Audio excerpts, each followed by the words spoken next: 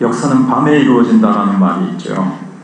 저도 그 뜻을 다 알지는 못하지만 제가 한번 생각을 해보니까 낮은 우리가 일을 하고 열심히 부지런히 뛰어다니는 시간입니다. 그러면 낮에 역사가 이루어질 것 같은데 역사가 밤에 이루어진다는 거예요. 우리가 자는 동안. 그러니까 제가 성경적으로 분석을 해보니까 우리가 뛰어다니고 부지런히 땀을 흘리고 수고해도 그거는 티끌 하나 움직이는 것밖에 안 되고 그게 뭘 하겠습니까? 밤에 우리가 자는 동안, 우리가 쉬는 동안, 우리가 손을 놓고 있는 동안 하나님이 일하신다는 거죠. 사실은 인간이 역사를 주관하기보다는 하나님이 역사를 움직여 가시고 나를 변화시켜 가신다는 그런 뜻으로 제가 묵상이 되어졌습니다. 지난주에 우리는 야곱이 밤새도록 하나님이 쉬면서 또 하나님이 천사와 이렇게 씨름을 하면서 그가 변화된 그런 내용을 생각을 해봤습니다. 그래서 야곱은 하나님과 기도로 승리했고 하나님과 겨루어 기도로 씨름하여 승리했고 그러나 그는 또 늘 그렇게 하나님만 의지해야 되는 삶을 살아야 된다는 어떤 표징으로 이제 이 황골뼈가 어긋나가지고 이제 쩔뚝거리며 평생 이제 절며 살도록 그렇게 됐습니다. 오늘 이제 말씀을 보시면 이 약복각 사건 이후에 야곱은 드디어 이제 에서를 만나게 됩니다. 1절에서 야곱이 눈을 들어보니 에서가 400명의 장정을 거느리고 오는지라 이렇게 이제 말씀하고 있습니다. 야곱은 400명의 사람을 데리고 온다. 400명은 고대 그 당시에 이제 한 군단을 얘기합니다. 군대를 데리고 오는 거예요. 그걸 보니까 야곱이 얼마나 마음이 두렵고 불안했겠습니까? 근데 이제 에서를 만날 준비를 하는데 2절에 보시면 가족들이 이제 배치를 하는 거예요. 다 같이 한 무대기로 있는 게 아니고 맨 앞에는 이제 여종들이죠. 빌하와 이 실바, 그러니까 이제 어떻게 보면 뭐 셋째 아내, 넷째 아내 이렇게 되는데 그들과 그 자녀들을 이제 두고 그 다음에 이제 레아와 그 자녀들 두 번째 그 다음에 이제 맨 끝에는 자기가 가장 사랑하는 라헬과 요셉을 이제 배치를 시키고 그렇게 이제 형이 혹시나 공격해 올 것을 대비하고 있는 모습을 보게 됩니다. 그리고 참 야곱에서 이스라엘로 변화를 하나님을 함께 체험하고 변화를 받았지만 인간이 하룻밤 큰 은혜 받으면 많이 이제 변화가 있죠. 그러나 완벽해지는 건 아닙니다. 정말 그가 완전히 그냥 새롭게 뜯어 고쳐지는 것은 아닌 것을 봐요. 아직도 편애하고 있는 가족들을 편애하고 있는 모습을 보게 됩니다. 그래서 이게 나중에 형제들 간의 불화가 이루어지게 되는 그런 모습을 우리가 뒤에서 보게 되죠. 요셉을 죽이려고 하고 종으로 팔아서 나중에 이제 쭉 이제 야곱의 가정에 이 편애로 말미암은 형제 간의 갈등이 가정의 아픔을 가져오는 그런 것을 보게 됩니다. 그러니까 야곱이 온전히 변화되지는 못했어요. 편애까지도 깨트리고 다 사랑했더라면 다 품었더라면 똑같이 그런 갈등은 이제 많이 없어졌겠죠. 그래서 아무리 큰 은혜를 받고 이름도 이스라엘로 바뀌었지만 여전히 죄된 부분이 남아있다는 거예요. 우리도 그렇죠. 뭐 산에 가서 기도를 하다가 어느 부흥회에서 어느 집회에서 수련회에서 큰 은혜를 받았습니다. 정말 마음에 큰 은혜를 받고 변화가 있고 결단을 하고 새롭게 된다 하더라도 여전히 우리 속에 죄된 부분이 남아있는 것을 보죠. 그래도 또 며칠 지나면 또 불뚝성이 나타나고 우리가 또 뭐 예습관이 이제 이렇게 나타나서 이렇게 아직도 여전히 나타나는 것을 봐요. 이 땅에서는 우리가 완전히 이르지 못합니다. 주님이 재림하시는 날 우리가 완전에 이를 수가 있고요. 이 땅에서는 여전히 우리가 부족하고 연약하고 그래서 계속 신앙의 훈련이 필요한 것입니다. 아무리 영적 경험을 해도요, 하루아침에 완전히 획가닥하는 건 없어요. 그러니까 신앙 성장은요, 점프라는 게 없어요. 약간의 점프는 있겠지만 그냥 펑좀 뛰는 점프는 없는 것을 봐요. 인격적으로 성숙되기 위해서 야곱도 계속 연단을 받게 되는 것들을 우리가 이제 34장, 35장 쭉 가면서 또 보게 될 것입니다. 근데 그러면은 이게 뭐 소용이 없느냐? 그럼 큰 체험을 하는 게 하나님을 뜨겁게 놀랍게 만나는 경험이 소용이 없느냐? 또 신앙의 훈련이 무의미하냐? 그렇지는 않죠. 한번 하나님을 깊이 경험하면 분명히 하나님 살아계시다는 것을 경험하게 되기 때문에 아무리 어려움과 고난과 시련의 폭풍을 지난다 할지라도 하나님을 떠나지는 않게 되는 그런 귀한 의미가 있다는 겁니다. 그리고 야곱이 야복강가에서 하나님을 만나고 변화된 모습이 보여요. 왜냐하면 전에 같았으면 어땠을까요? 세 대로 딱 나눠가지고 자기는 맨 뒤에 있었을 거예요. 아니면 중간쯤 있다가 형이 치면 앞에 있는 사람들을 딱 치면 나는 뒤에 라헬과 요셉을 데리고 36개 주랭랑이다 그래서 딱 도망갈 그런 사람이거든요. 맨 뒤에 있다가 또 자기 혼자만 내뺄 수 있는 사람이 야곱이라는 사람이었어요. 근데 오늘 말씀해 보면 맨 앞에 나갑니다. 맨 앞에 나가서 7번 땅에 엎드려서 절을 하면서 형을 맞이해요. 근데 여기서 이제 조금 궁금한 게 있죠. 아직도 옛 본성이 남아서 막 이렇게 막 비굴하게 형의 비유를 맞추기 위해서 하나님 경험했으면 좀 담대하게 형님 이러면서 나갈 수 있는데 막 7번 땅에 절을 한다는 게 좀 아직도 자기의 꾀나 이 위기를 넘기기 위해서 너무 지나치게 비굴한 거 아니야 이렇게 볼 수도 있거든요. 그렇게 한 건지 아니면 정말 하나님 앞에서 왕창 깨어져 가지고 겸손해져 가지고 너무너무 이제는 겸손해져 가지고 자기에게 원한을 품고 있는 형이지만 그 형에게 겸손히 나가는 것이냐. 근데 이제 변화됐다고 우리가 보는 게 좋겠죠. 그래서 그 옛날에 7번 땅에 절을 하면서 절을 한다는 것은 상대방을 지극히 존경한다는 의미입니다. 나는 정말 당신의 종입니다. 당신을 존경합니다라는 그런 깍듯한 최고의 존경의 의미가 있어요. 야곱이 돈도 벌었겠다, 많은 재산과 가지고 좀 뻣뻣할 수도 있는데 그는 겸손히 그리고 또 형의 어떤 화를 풀기 위해서 자기가 할 수 있는 바 최선을 다하는 그런 모습을 볼 수 있습니다.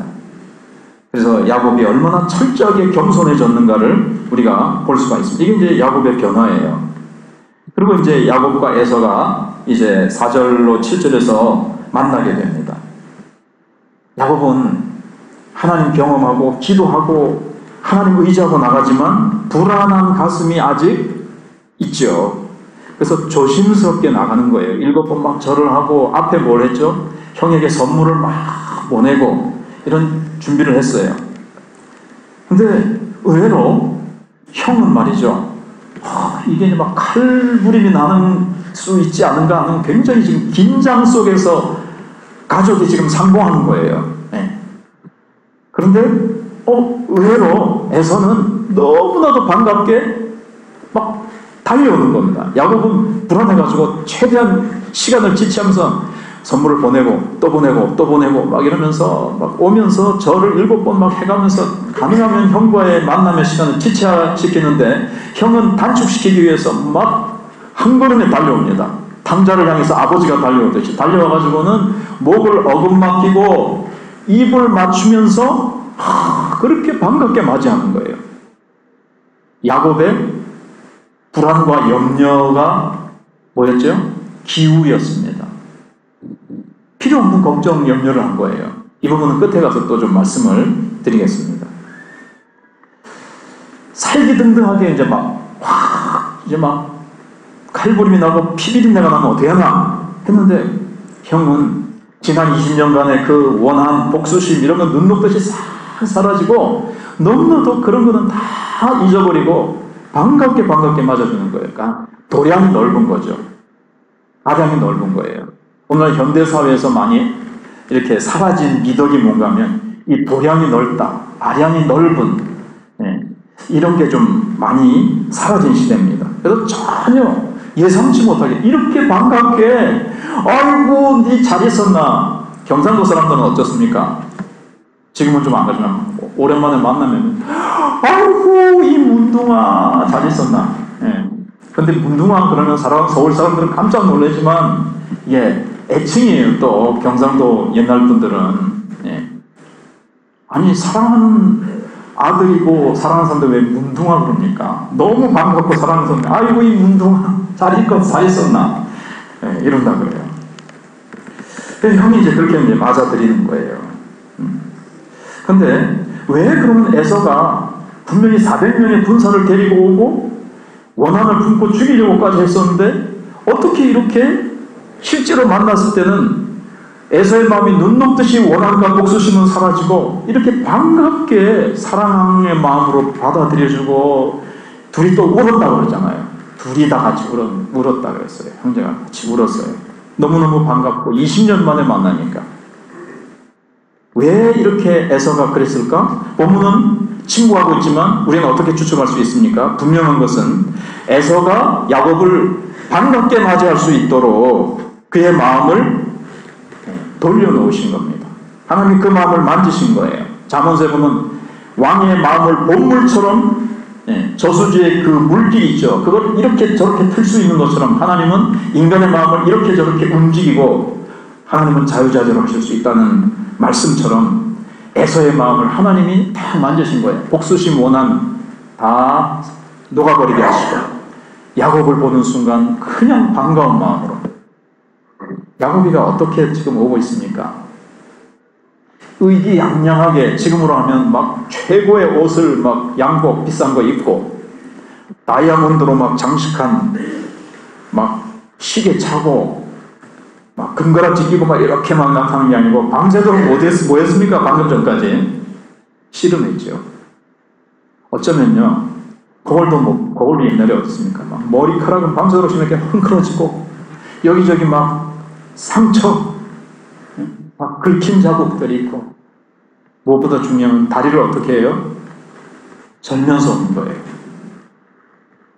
하고 저놈이 내 복을 빼앗아 가가지고 복을 받았는데 이제 재산을 보니까 그렇긴 한데 야곱이 쩔뚝거리면서 오고 이게 머리는 흥크러졌지요. 이게 뭐 노숙자처럼 뭐 옷이 막 이상하게 엉망이 돼 있고 먼지 투성일 수도 있어요. 그래서 쩔뚝거리면서 오니까 어쩌면 이제 측은한 마음이 들을 수 있었겠다. 저는 이제 한 설교집에서 그런 설교를 읽은 적이 있는데 그럴 수 있겠다 뭐 이런 생각도 해봤어요. 아무튼 야곱이 보낸 그 선물 때문에 에서의 마음이 녹은 것이 아니라 이건 하나님의 역사였다라는 겁니다. 하나님의 은혜예요. 하나님이 야곱을 불쌍히 여기셔서 에서의 마음을 만지셔서 하나님이 야곱을 향해서 주신 약속 때문에 하나님이 은혜를 베푸신 거죠. 이 은혜가 저와 여러분에게도 여전히 작동하고 여전히 역사하신다는 사실 우리가 믿어야 됩니다. 그러니까 뭘 안 해야 되죠? 미리 걱정할 필요가 없어요. 이렇게 해서 죽으면 어떻게 하나? 이렇게 해서 이런 문제가 되면 어떻게 하나? 뒤에도 이제 자세히 말씀드리려고 하는데 이 은혜는 야곱에게만 있는 것이 아니고 성경 속에 나타나는 인물에게만 성경 속에 갇혀있는 원리가 아니고 성경에 있는 이 말씀을 믿고 아브라함의 축복이 나에게도 여전히 동일하게 적용된다는 사실을 믿는 자들에게는 여전히 하나님의 은혜는 우리가 가는 길에 우리가 당할 위험을 우리는 불안해하고 걱정하고 미리 막 불안한 가슴을 가지고 우리는 막 내 딴에는 이런 준비 저런 준비하면서 하나님을 잘 의지하지 못하고 웃잖아 이러면서 막 살얼음을 걷는 것처럼 막 불안 속에 막 불안의 그늘 아래서 막 우리는 걸어가지만 그럴 필요가 없다는 것을 보여줍니다. 하나님이 밤에 다 준비해놓고 다 역사를 해놓으셨어요. 왜냐면 하나님께서 야곱에게 외삼촌 라반의 집에 있을 때 어떻게 했습니까? 어디로 가라 그랬어요? 가나안으로 가라. 네 때가 됐다. 이제 네 내가 약속한 그 땅으로 돌아가라. 그렇게 말씀하셨잖아요. 그런데 여기서 지금 돌아가라고 하신 하나님이 에서의 마음을 준비시키지 아니하시고 에서의 칼에 맞아 죽게 하시면 안 되잖아요. 하나님의 명령과 맞지 않기 때문에 하나님은 가나안에 들어가기 전에 하나님께서 미리 다 에서의 마음 또 모든 것 다 준비하셔서 예비하신 것을 보게 됩니다. 그런데 야곱은 그러한 하나님을 지금 아까지 잘 알지 못하고 믿지 못했기 때문에 하지 않아도 될 마음고생을 하는 거예요. 저도 많이 그래요. 미리 상황 보고 환경 보고 이 돌아가는 거 보면서 아이고 저거 웃잖아. 아이고 저거 웃잖아. 하나님 어떻게 하면 좋겠습니까? 뭐 그렇게 하든지 하나님 생각도 안 나고 아이고 큰일 났네. 큰일 났네. 이런 일 벌어지면 어떡하나.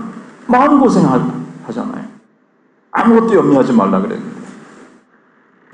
근데 이제 야곱이 눈을 들어서 에서를 본 것과 같이 1절에 그렇게 되어 있죠. 성경을 볼 때 이런 게 굉장히 한 번씩 받은 게 좋아요. 1절에 야곱이 눈을 들어보니 그랬죠. 근데 5절에 보세요. 에서가 눈을 들어 또 그렇게 되어 있어요. 물론 뭐 이게 눈에 안 들어올 수 있지만 괜히 그렇게 한 건 아니에요. 아무튼 에서가 이제 눈을 들어서 그 앞에 있는 여인들과 자식들이 이제 많잖아요. 이게 다 누구냐 그러니까 이제 야곱이 인사를 시킵니다. 이 앞에는요 누구고요. 그런데 그 사람 이렇게 얘기하는데 그렇게 얘기하면 착착 앞으로 나가서 절을 딱 하면서 에서에게 이제 인사를 합니다. 그 다음에 두 번째 또 이 서 있는 레아와 그 자식들 자기들이 착착착 알아서 이름 부르면 나가가지고 탁탁 이제 인사를 하는 거예요. 절을 하면서. 근데 세 번째는요 우리나라 성경에는 안 나타나는데 라헬과 요셉은요 자기가 직접 데리고 나갑니다. 왜냐면은 원어에는 그렇게 써 있어요. 앞에 여종들과 자녀들 레아와 자녀들은 그냥 능동태로 되어 있어요. 야곱이 옆에서 그냥 막 이름 부르면 알아서 나가는 거죠. 그럼.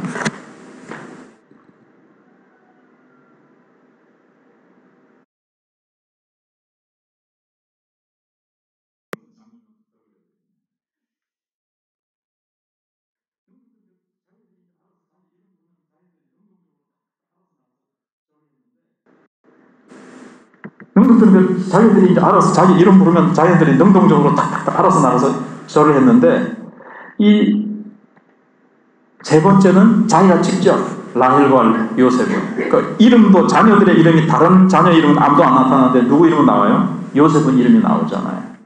그러니까 이렇게 이제 편애를 한 거예요. 내 진짜 아내는 라헬이고 내 진짜 자식은 요셉이다. 오리지널이고 다른 사람들은 다 가리지널이다. 이렇게 이제 생각하는 경향이 많았어요. 가정을 이루었으면 그러면 안 되죠. 그래서 나중에 이게 이제 문제를 일으킨다는 것을 우리가 이제 성경 속에서 알 수가 있습니다. 그러고 나서 이제 에서가 또 묻지요. 그러면 내가 오는 때 막 짐승떼들이 막 나한테 보내는데 이건 다 뭐냐? 그러니까 제가 야곱이 솔직하게 얘기를 합니다. 형의 마음을 풀기 위해서, 형의 그 화가 난 것을 풀기 위해서 제가 드리는 예물이오니 은혜를 형 베풀어 주세요. 이렇게 얘기를 합니다. 여기 예물이라고 되어 있는데 사실은 원어에 보면 축복이라는 말과 똑같은 의미를 가져요. 그러니까 어떤 의미가 담겨 있냐면 이 예물을 받으소서. 그러니까 이게 선물이고 이게 뇌물입니다. 이 성격을 넘어서 내가 형에게서 속여서 가지게 된 이 축복이 있잖아요. 이거의 일부를 제가 나누어 드립니다.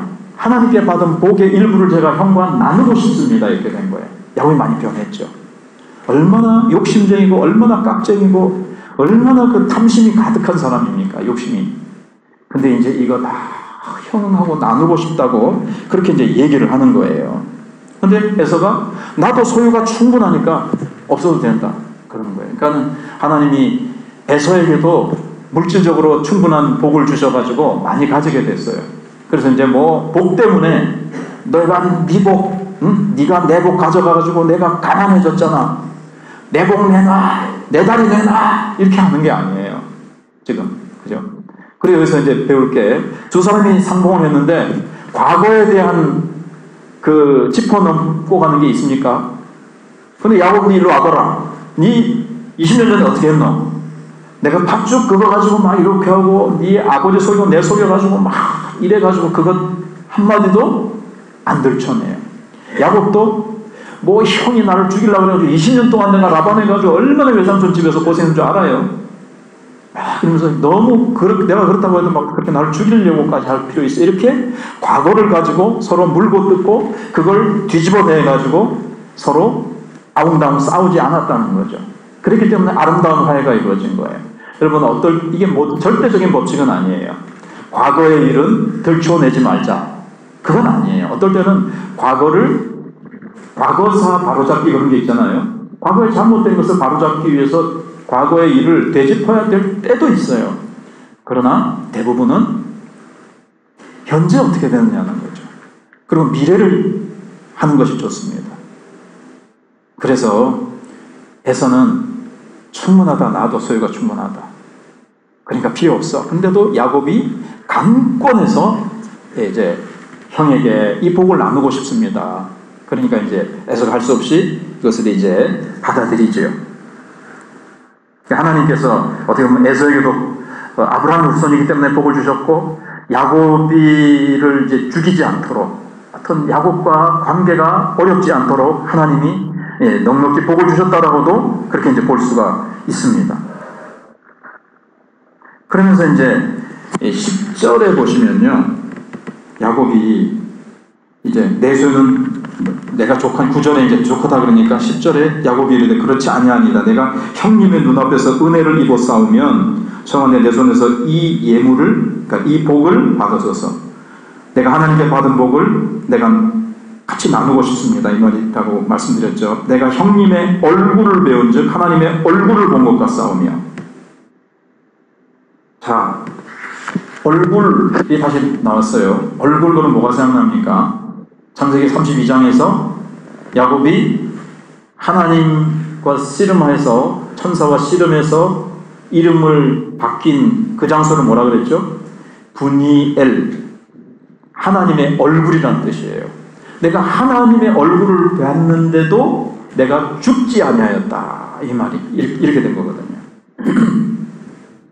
하나님 은혜를 베푸셔서 하나님의 얼굴을 봤는데 죽지 않았어요. 근데 형의 얼굴이에요. 부니엘이라는 게 하나님이거든요. 부니가 얼굴이에요. 부니엘, 하나님의 얼굴을 봤는데 안 죽었어요. 그런 은혜를 입었어요. 야곱이 형의 얼굴을 봤습니다. 형의 얼굴은 뭐라고 해야 될까요? 에서의 얼굴을 봤어요. 근데 하나님의 얼굴을 보고 죽지 않으니까 형의 얼굴을 봐도 죽지 않는 거예요. 하나님의 얼굴을 보고도 죽지 않았으니까 사실 맨 앞에 자기가 갈 수 있었던 것은 형의 얼굴을 보고도 죽지 않을 것이다라는 담대함도 있었던 거죠. 불안한 마음도 동시에 있으면서 아무튼 이렇게 하나님의 얼굴을 보고 살려주신 내가 은혜를 받았으니 내가 형의 얼굴을 보니까 정말 하나님의 얼굴을 보는 것 같습니다. 최고의 영성이 뭐냐면요, 사실은 야곱에게 에서는 참 마음이 힘들고 불편한 대상이죠.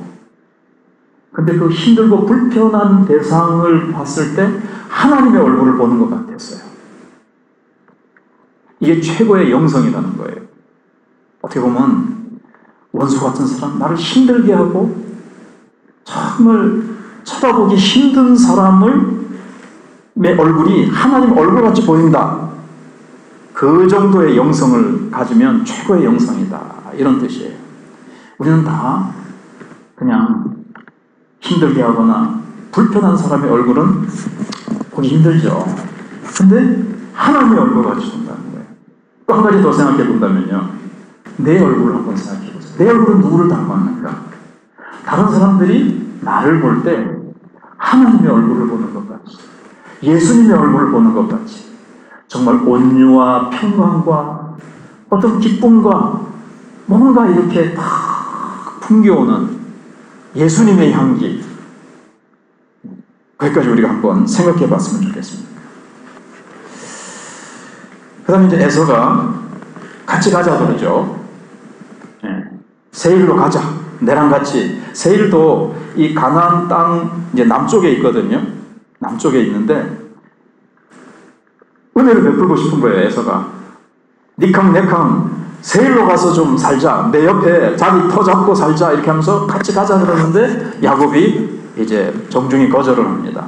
좀 다른 이제 좀 이유를 대면서 저와 자녀들도 어리고 여기 지금 짐승의 떼들 중에서 새끼들이 많이 있는데 형님과 400명의 군사는 걸음이 빠른 장정들이지 않습니까? 그들의 걸음에 맞춰서 가자면 하루만 과히 심하게 몰면 다 새끼들 죽습니다. 짐승 떼들 죽습니다. 애들 다 못 견딥니다. 그러니까 형님이 앞서가세요. 제가 천천히 뒤따라가겠습니다. 뒤따라가겠다는 것은 사실 거짓말이죠. 사실 같이 가고 싶은 마음 없어요.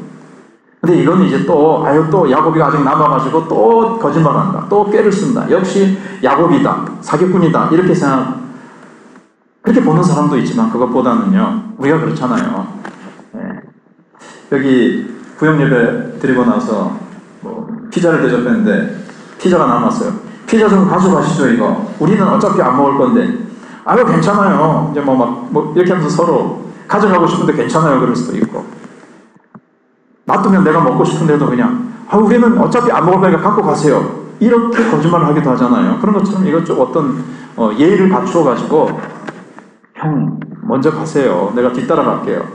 그러니까는 형이 뭐라 그래요? 그러면 길 안내를 하기 위해서 한 서너 사람 내가 부하를 너에게 붙여줄게. 아유 그것도 내가 부담됩니다. 아유 형 그럴 필요 없어요. 한마디로 내가 알아서 할게요. 형한테 부담 신경 쓰이게 하고 싶지 않아요. 이제 그렇게 한 거예요. 그러니까 알았어 그러면서 형은 이제 가고 야곱은 갑니다. 거기서 사실은 우리는 추측하기를 에서도 오지 않겠다는 뜻인 것 같다. 이렇게 속으로 생각하고 갔다고 좀 그렇게 성경을 해석하면 좋겠습니다. 그러고 나서 이제 야곱이는 어떻게 합니까? 가나안으로 돌아옵니다. 그런데 이제 두 형제가 서로 갈라지지요. 그래요. 같은 배에서 태어난 두 형제지만 가야 할 길이 다른 거예요. 신앙이 무엇보다도 한 사람은 신앙의 사람이요 하나님을 붙잡는 사람이요 한 사람은 세상을 따라 살아가는 거기 때문에 가는 길이 달라요. 함께 할 수가 없어요. 그리고 그런 것들이 어떻게 나타나는가 하면요. 에서는 내 소유는 넉넉하다 이렇게 얘기를 합니다. 서로 얘기할 때. 근데 야곱은 어떻게 얘기를 하죠? 가족들을 소개할 때도 하나님이 내게 은혜로 주신 자녀들입니다. 가족들입니다. 이 소유도 하나님이 은혜로 주신 축복들입니다. 이렇게 얘기를 해요. 그러니까 에서에게는 하나님이라는 의식이 전혀 없어요. 완전히 무신론자, 불신자예요. 근데 야곱은 범사에 하나님을 인정하고 하나님을 의식하면서 하나님을 의지하면서 살아가는 거죠. 이런 것도 제가 앞에 빠뜨렸는데 그런 야곱의 생각, 하나님이 부재한, 하나님의 은혜에 대한 생각이 부재한 이 에서의 모습을 우리 이제 보게 됩니다. 각자의 삶의 영역이 있어요.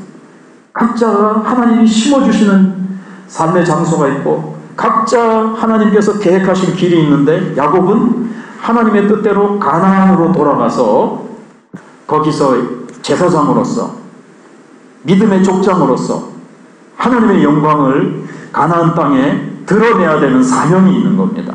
그래서 야곱은 여기 18절에 보시면 야곱이 밧단 아람에서부터 평안히 가나안 땅 세겜 성읍에 이르렀다 그랬습니다. 이 16절에서 이제 에서는 세일로 돌아갔고요. 야곱은 숫곳이라는 곳에 이르렀어요. 근데 이 숫곳이라는 이름이 우리간이라는 뜻이에요. 거기 우리간이 있죠. 17절에 야곱은 숫곳에 이르러 자기를 위하여 집을 짓고 그의 가축을 위하여 우리간을 지었으므로 그 땅 이름을 숫곳이라 부르더라. 그러니까 우리간이에요. 짐승들을 위해서 이제 우리간을 지은 겁니다.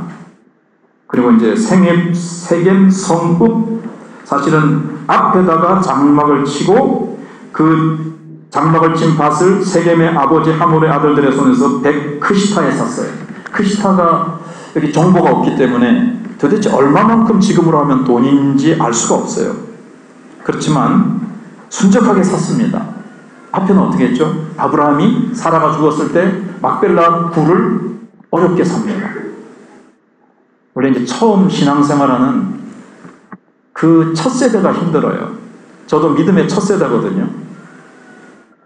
신앙을 이제 씨를 심고 땅을 파고 일구고 얼마나 힘듭니까? 초대교회 성도들이 얼마나 핍박받고 쫓겨다니면서 힘들었습니까? 한국교회도 그렇고 세계적으로 이 예루살렘의 초대교회도 그랬고 지금 처음 신앙생활 하는 사람들이 있죠. 조상 대대로 예수 안 믿다가 제1호로 예수를 믿는 저같이 그럼 처음에 얼마나 고난과 이 힘든 게 근데 그 다음부터는요 막 깔아놨죠. 다 이렇게 털을 다져놨기 때문에 그 다음부터는 착착착 잘 돼요. 그러니까 이제 야곱도 이제 뭐 하나님 주시는 아브라함에게 약속하신 그 축복을 받아가지고 점점 이제 땅을 넓혀가잖아요. 점점 이렇게 펼쳐가는 것을 보게 됩니다.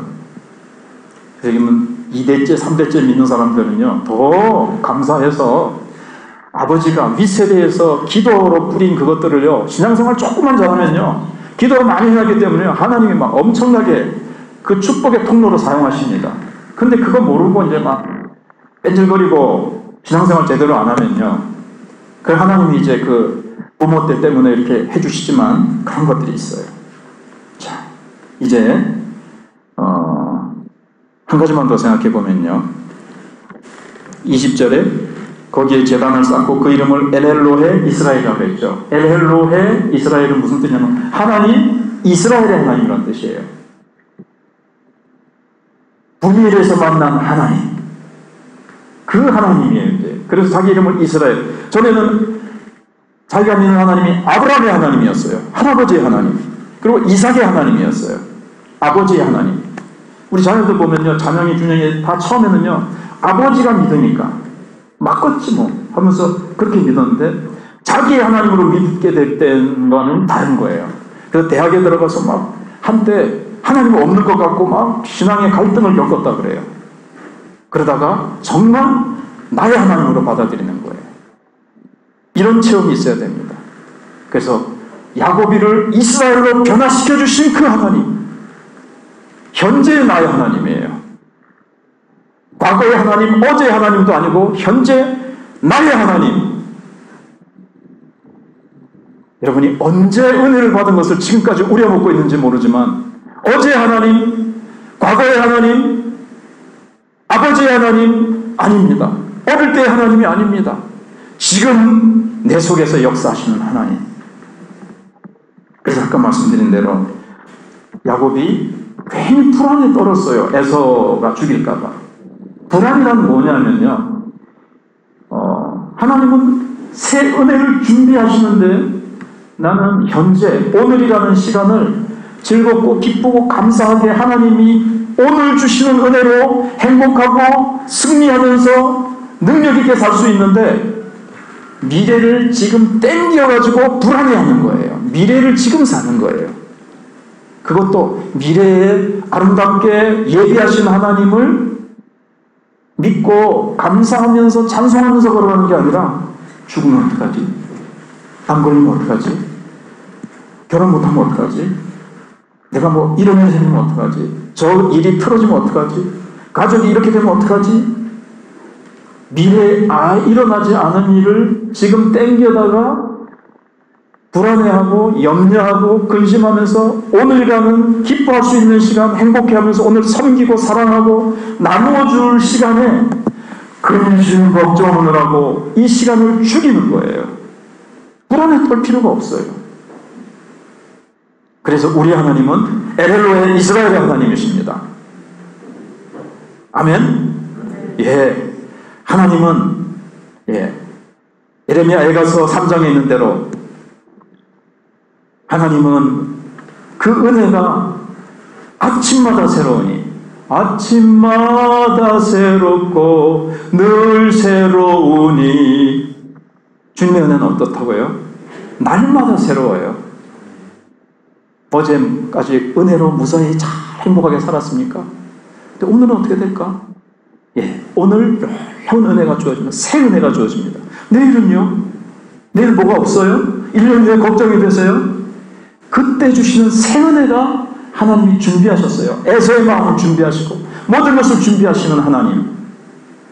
그래서 여러분, 아침마다 새롭고 늘 새로운 은혜를 예비하신 엘로헤 이스라엘의 하나님, 그 하나님이 바로 나의 하나님, 장홍이의 하나님, 정홍이의 하나님, 강석장로님의 하나님, 그 하나님으로 믿고 불안해하지 말고 염려하지 말고 오늘 새롭게 예비하신 은혜를 발견하고 보고 누리며 살아가는 저와 여러분들이 되시기를 주님의 이름으로 축복합니다.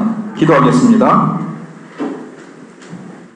하늘에 계신 아버지, 주신 말씀에 감사합니다. 우리를 이 여정으로 또한 본향으로 부르시겠다는 약속을 주심에 감사합니다. 주께서 우리와 함께 하시고 함께 하시며 함께 하심을 다시 기억하게 하옵소서. 베델에서 함께 하셨고 마하나임에서 함께 하셨고 분이엘에서 함께 하셨고 숫곳에서 함께 하셨던 하나님이 우리에게도 늘 가는 여정마다 함께 하실 줄 믿습니다. 미리 불안해하지 말게 하시고 미래를 지금 현재로 땡겨다가 현재의 시간을 죽이지 말고 현재 주신 오늘 주신 새 은혜를 또 앞으로도 계속 순간마다 주실 새 은혜를 믿고 붙잡고 감사하며 찬송하며 믿음으로 담대하게 나아가는 저희들 되게 주시옵소서. 우리를 베델에서 마하나임으로 분이엘로 결국에 숫곳으로 이끄실 것을 믿습니다. 이 모든 약속에 대한 대답이 예이고 아멘이라는 확신을 주시는 예수님을 보내주심에 감사합니다. 예수님의 이름으로 기도하옵나이다. 아멘.